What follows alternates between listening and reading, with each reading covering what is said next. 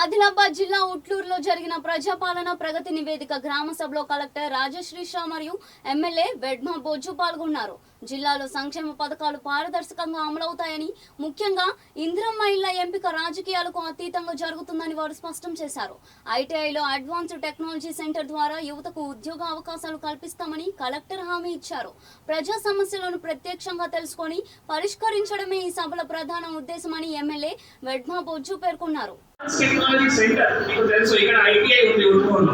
అక్కడ ఒక advance technology centre start అయ్యి అక్కడ 200 మళ్ళీ పిల్లలు ఉట్నూరు మండల్ కానీ ఇందర్వేలి మండల్ కానీ ఆనపూర్ నియోజకవర్గంలో ఉన్న పిల్లలు 200 మంది పిల్లలకి మళ్ళీ టాటా అడ్వాన్స్ టెక్నాలజీ సర్వీసెస్ ద్వారా ట్రైనింగ్ ఇస్తూ వారికి 1 year 2 year తర్వాత జాబ్స్ కూడా వస్తాయి. అంటే ఇట్లా ఓన్లీ ట్రైనింగ్ మాత్రమే కాదు, ట్రైనింగ్ ఇస్తూ వాళ్ళకి మళ్ళీ జాబ్స్ కూడా వస్తాయి. ఇది అంటే చాలా ఒక మంచి ప్రోగ్రామ్. ఒక ఏటీసీ ద్వారా 200 పిల్లలకి మరి వారికి చాలా వినూత్నంగా నైపుణ్యంగా అడ్వాన్స్ టెక్నాలజీలో ఇండస్ట్రీ రివల్యూషన్ ఏవైతే ఉన్నాయో, ఇంటర్నెట్ ఆఫ్ థింగ్స్ అటువంటి ఏవైతే రోబోటిక్స్ ఉంటాయో వాటి సందర్భంగా మళ్ళీ ట్రైనింగ్ ఇస్తూ వాళ్ళకి మళ్ళీ జాబ్స్ కూడా రావడం జరుగుతుంది. ఇందాక మళ్ళీ గౌరవ సర్పంచ్ గారు ఇంకా కూడా మళ్ళీ చూస్తే గతంలో మళ్ళీ వడ్డీ వాపస్ తిరిగి రాలేదు. ఇప్పుడు మీకు వడ్డీ ఓన్లీ 7% 5% మాత్రమే. నాకు తెలిసిన వరకు మీరు 12% బ్యాంక్ నుంచి లోన్ తీసుకున్నా కూడా ప్రభుత్వం నుంచి తిరిగి మీకు 5 నుంచి 6% మళ్ళీ వడ్డీ వస్తున్నాయి. అంటే మీకు భారం లేకుండా మరి మీరు మంచి యూనిట్స్ కానీ తర్వాత మళ్ళీ ఈ అమ్మ ఆదర్శ పాఠశాల వర్క్స్ మీకు అప్పచెప్పడం జరిగింది. తర్వాత స్కూల్ యూనిఫామ్ స్టిచింగ్ కూడా మీకు అప్పచెప్పడం జరిగింది. అంటే మహిళలు చేతులకు మీరు ఇందాక చెప్పారు మళ్ళీ మీరు 15 రోజుల్లో ఆర్టీసీ డ్రైవింగ్ కూడా స్టార్ట్ చేస్తారు. అంటే మహిళలు కూడా బాగా పడతాయి.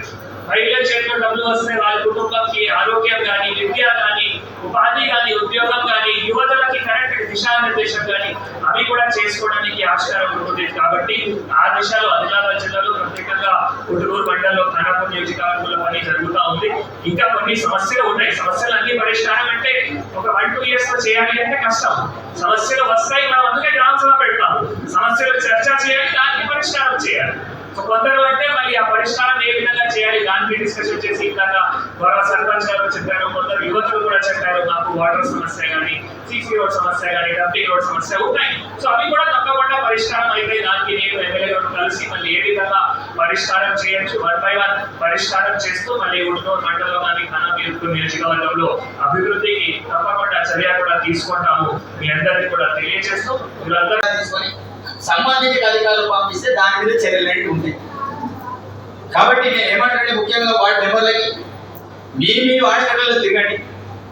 మీ యొక్క సమస్యల పరిష్కారం కావాలంటే మిమ్మల్ని నమ్ముకున్న ప్రజలందరూ మిమ్మల్ని గెలిపించారు. గెలిచినాక ఒక తీరు, గెలవకంటే ఒక తీరు.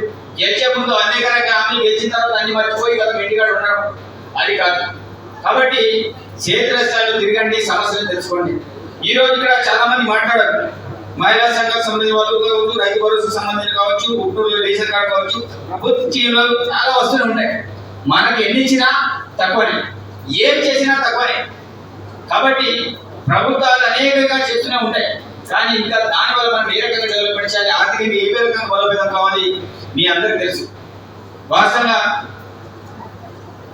ఒక బ్యూరో లీడర్ గారు చెప్పింది, ఈరోజు వాళ్ళకు బస్సులు కావచ్చు, ఫ్రీ బస్సే కావచ్చు, సన్న బియ్యం ఎక్కడ స్కీమ్లో మేము ఎక్కడ కూడా మేనిఫెస్టో పెట్టాలి. ప్రతి పేదవాడు 3 పూటలు భోజనం చేయాలని సన్న బియ్యం తీసుకొచ్చాను. ప్రతి కుటుంబానికి రేషన్ కార్డు ఇచ్చాం, రేషన్ కార్డు లేని వాళ్ళకి రేషన్ కార్డు ఇచ్చాం. కొంతమంది పిల్లలు పుడితే వాళ్ళ పేర్లను యాడ్ చేసేసినాం.